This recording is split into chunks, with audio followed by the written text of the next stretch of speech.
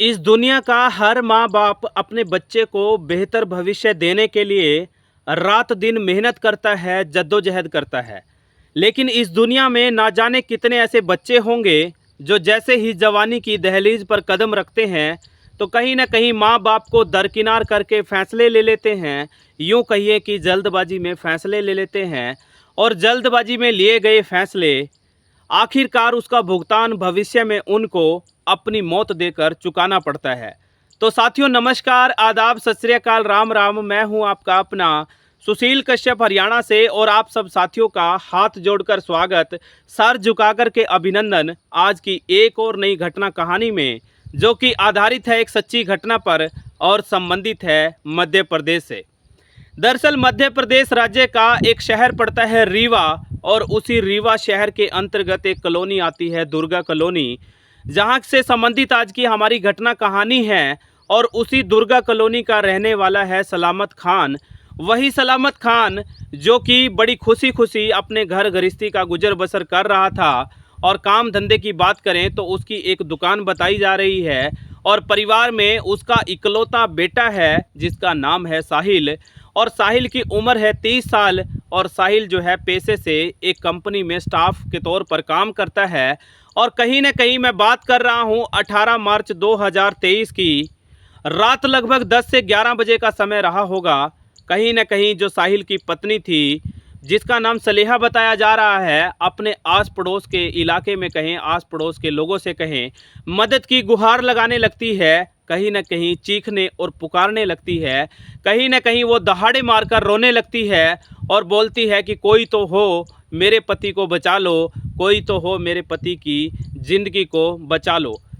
क्योंकि होता कुछ यूँ है कि साहिल के मुंह से खून निकल रहा था, वो औंधे मुंह लेटा हुआ था और सलेहा के मुताबिक उसने अपनी आत्महत्या कर ली थी। कहीं ना कहीं दुखी होकर, परेशान होकर, हताश निराश होकर अपनी मौत को गले लगा लिया था। तो आनन फानन में पड़ोसियों के सहयोग से उस साहिल नाम के लड़के को नज़दीकी हॉस्पिटल ले जाया जाता है। और जैसे ही हॉस्पिटल में डॉक्टर्स की टीम उस आदमी का, व्यक्ति का जांच करती है तो डॉक्टर्स की टीम साफ और स्पष्ट लहजे में बोलती है कि इसकी मौत बीच रास्ते में ही कई घंटे पहले हो चुकी है। और इतना सुनते ही पारिवारिक लोगों के दिल और दिमाग में गमगीन माहौल पैदा हो जाता है। और जिसको भी पारिवारिक लोग कहें या फिर सगे संबंधी कहें, गांव बस्ती के लोग कहें, जैसे ही सूचना को पाते हैं तो कहीं ना कहीं सदमे में चले जाते हैं, सोचने समझने पर मजबूर हो जाते हैं कि जो लड़का खुशी खुशी अपना गुजर बसर कर रहा था, जो आए दिन खुशी खुशी आया करता था, जाया करता था, वो इस दुनिया को सदा सदा के लिए छोड़ के जा चुका है। कहीं ना कहीं जो डॉक्टर्स की टीम कहें या फिर हॉस्पिटल का मैनेजमेंट कहें, वो उनको अनुमान हो गया था, अंदेशा हो गया था कि हो न हो कुछ तो दाल में ज़रूर काला है। कहीं ना कहीं उनको लगने लगा था कि मौत की वजह प्राकृतिक नहीं बल्कि कुछ और ही है, यानी कि मौत की वजह कोई आत्महत्या नहीं बल्कि मर्डर है, हत्या है। तो आखिरकार हॉस्पिटल के मैनेजमेंट ने नज़दीकी थाने में इतला दी थी, सूचना दे दी थी। और मौका पाते ही पुलिस जो है वहीं हॉस्पिटल में पहुंच जाती है और पारिवारिक लोगों से, खास तौर पर मृतक की पत्नी यानी सलेहा से साफ और स्पष्ट लहजे में तमाम तरीके के सवालातों की बौछार कर दी जाती है। और सलेहा जो है कहीं ना कहीं मन गढ़ंत कहानियाँ सुनाती है, बनाने लगती है कि साहब जी, मेरा नाम सलेहा है और हमारी शादी को लगभग 7 से 8 साल हो चुके हैं।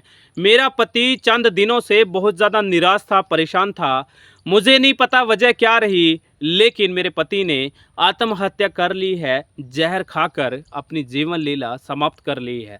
लेकिन कहीं ना कहीं उसका जो दावा था, वादा था, पुलिस के तमाम तेज तर्रार अफसरों के गले से उतर नहीं रहा था। कहीं ना कहीं वो इस जवाब से, इस रिस्पॉन्स से सेटिस्फाई नहीं थे।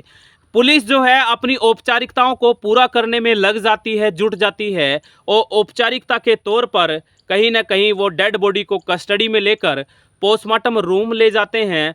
वहां से पोस्टमार्टम रिपोर्ट का इंतज़ार किया जाने लगता है।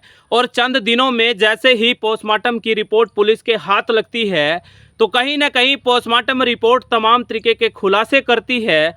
और जो वादे दावे पारिवारिक लोगों ने, खास तौर पर मृतक की पत्नी सलेहा ने किए थे, उन सभी वादों को, दावों को पोस्टमार्टम रिपोर्ट खोखला साबित कर देती है। कहीं ना कहीं शक की जो सुई है वो मृतक की पत्नी सलेहा पर आकर रुक जाती है, टिक जाती है। कहीं न कहीं तमाम बड़े अफ़सरों की जो टीम है, तेज़ तर्रार चुनिंदा अफ़सरों की टीम, कहीं न कहीं उसी सलेहा का जो निवास था, जो कि दुर्गा कॉलोनी रीवा का बताया जा रहा है, वहाँ पर मौके वारदात पर पहुँच जाती है। और भारी पुलिस फ़ोर्स को देखकर पारिवारिक सदस्य, साथ ही साथ आस-पड़ोस के लोग हरकत में आ जाते हैं, सोचने समझने पर मजबूर हो जाते हैं। एक डर का माहौल पैदा हो जाता है, चूँकि जानकारी अनुसार पड़ोसियों ने इतनी भारी तादाद में पुलिस फ़ोर्स को कभी अपनी कॉलोनी में, इलाके में नहीं देखा था। पुलिस जो है तमाम एंगल से जांच को शुरू कर देती है और कहीं न कहीं पुलिस जो है हर एंगल से ये जानने का, समझने का प्रयास करती है कि आखिरकार किस व्यक्ति का इस पूरी घटना कहानी से संबंध है, कितने लोग इसमें संलिप्त हैं और मुजरिम आखिरकार कौन है। तो कुल मिलाकर के सबसे पहले तो पारिवारिक लोगों की सीडीआर यानी कॉल डिटेल को खंगाला जाता है, जांचा जाता है। और जैसे ही सलेहा की कॉल डिटेल सीडीआर को मंगवाया जाता है, तो कॉल डिटेल में एक ऐसा नंबर था जो रह रहकर पुलिस की जांच दल की आंखों में रड़कने लगता है, चुभने लगता है। उस नंबर की जब जांच की जाती है तो वो नंबर सलीम नाम के एक व्यक्ति के नाम रजिस्टर्ड था और उस नंबर से बीते चंद महीनों में ना जाने कितनी बार, ना जाने कितने घंटों तक लगातार बार बार उस सलेहा नाम की लड़की ने बात की थी और घंटों घंटों तक रोज़ाना उससे बात किया करती थी। तो कहीं ना कहीं सलीम को तलाश किया जाने लगता है और जद्दोजहद भारी मशक्क़त के बाद सलीम को नज़दीकी थाने में गिरफ्तार करके ले जाया जाता है। उसको पहले प्यार से और फिर सख्ती से जब पूछताछ की जाती है, जब पुलिस अपने तरीके से पूछताछ करती है, तो कहीं ना कहीं वो सलीम नाम का लड़का तमाम तरीके के खुलासे करता है, तमाम तरीके के सनसनीखेज खुलासे करता है कि साहब जी मेरा नाम सलीम है और मैं सलेहा का प्रेमी हूँ, हमारा कई महीने से प्रेम प्रसंग चल रहा है।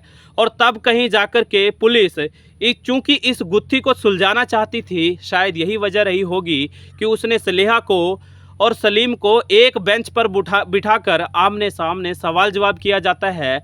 उनके सामने सबूत के तौर पर सीडीआर और पोस्टमार्टम रिपोर्ट भी रखी जाती है। तब कहीं जाकर के वो दोनों तमाम तरीके के खुलासे करते हैं कि साहब जी इस पूरी घटना कहानी की जो पटकथा है वो किसी और ने नहीं बल्कि सलेहा ने ही लिखी थी।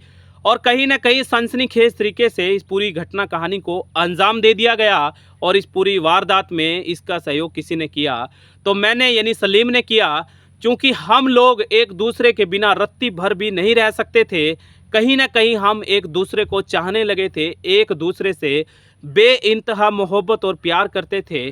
और सलेहा भी ये कबूल करती है क्योंकि मेरा पति अपने काम में, ड्यूटी में इतना ज़्यादा व्यस्त था कि मेरे लिए प्रॉपर समय नहीं निकाल पाता था। यही वजह थी कि मैं बाहर कोई और विकल्प तलाशने लगी और उस विकल्प के तौर पर मुझे सलीम मिल गया, जिसने हर तरीके से मेरा ध्यान रखा, मुझे महंगे महंगे उपहार और गिफ्ट भी दिए। साथ ही साथ मेरी हर ज़रूरत में वो साथ खड़ा रहता था, मेरे लिए वो समय निकालता था।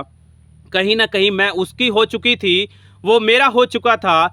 कहीं ना कहीं अब जो है मेरा पति यानी जो साहिल था मेरी आंखों में रड़कने लगा था, मेरे प्यार के बीच में रोड़ा बन बैठा था। और एक दिन 18 मार्च 2023 को रात के लगभग 10 बजे जैसे ही मेरा पति साहिल पहुंचता है तो मैं उसको चाय में मिलाकर वो जहर दे देती हूं और जहर पीते ही वो उसका जो है मौत हो जाती है। वो तड़फने लगता है, वो बचाने की गुहार तो लगाता है, दरवाज़ा खोलने की अपील और आग्रह तो करता है, लेकिन हम लोग दरवाज़ा नहीं खोलते और वो कहीं ना कहीं दर्दनाक तरीके से मर जाता है। और मैं इस तरीके का नाटक करती हूँ, लोगों को ये बताने का, समझाने का प्रयास और प्रयत्न करती हूँ कि मेरे पति ने खुदकुशी की है, बल्कि असलियत कुछ और थी। मैंने ही उसको बड़े ही सातिराना अंदाज में मौत के घाट उतारा था। कहीं ना कहीं जैसे ही ये घटना और कहानी सोशल मीडिया के माध्यम से तमाम लोगों तक पहुंचती है, गांव गली नुक्कड़ चौराहे पर बैठे हुए लोग कहीं ना कहीं रिश्तों पर शक करने लगते हैं, रिश्तों पर भी विश्वास करना लोगों को मुश्किल हो जाता है। क्योंकि जो पति पत्नी का रिश्ता है वाकई में पवित्र होता है, लेकिन इस घटना कहानी ने कहीं ना कहीं पति पत्नी के रिश्ते पर भी सवालिया निशान खड़ा कर दिए, लोगों को सोचने समझने पर मजबूर कर दिया। फिलहाल पुलिस ने घटना कहानी को लिखे जाने तक, घटना कहानी बनने तक इस मामले में मुकदमा दर्ज कर लिया था। तमाम जो है धाराओं में मामला दर्ज कर तमाम संलिप्त लोगों को गिरफ्तार कर लिया गया है। पहले उनका रिमांड लिया जाता है ताकि तमाम अन्य लोगों की भी सुराग लगाया जा सके और आखिरकार माननीय अदालत में पेश किया जाता है, जहां से तमाम लोगों को बहुत ज़्यादा उम्मीद है, आस है कि जल्द से जल्द कम से कम समय में ज़्यादा से ज़्यादा सज़ा इस पूरी घटना कहानी में संलिप्त लोगों को ज़रूर मिलेगी और देश दुनिया में एक न्याय का मैसेज ज़रूर जाएगा। तो साथियों, नमस्कार, आदाब, सत श्री अकाल, राम राम। ये थी आज की हमारी घटना और कहानी, और आगे फिर आप लोगों के लिए इस तरीके की सनसनीखेज घटना कहानियों को लेकर के आता रहूँगा। मुझे दीजिए विदाई, फिर हाजिर होऊंगा। और साथियों, यदि आपको ये घटना कहानियाँ सुनाना देखना अच्छा लगता है तो सब्सक्राइब करिए, शेयर करिए, लाइक करिए। यदि आपका कोई प्रतिक्रिया है, कमेंट है, तो कमेंट बॉक्स में ज़रूर दीजिएगा। कोशिश करूंगा आने वाले एपिसोड में आपकी प्रतिक्रिया को एपिसोड का हिस्सा बना सकूं। बहुत बहुत शुक्रिया, बहुत बहुत धन्यवाद, आभार।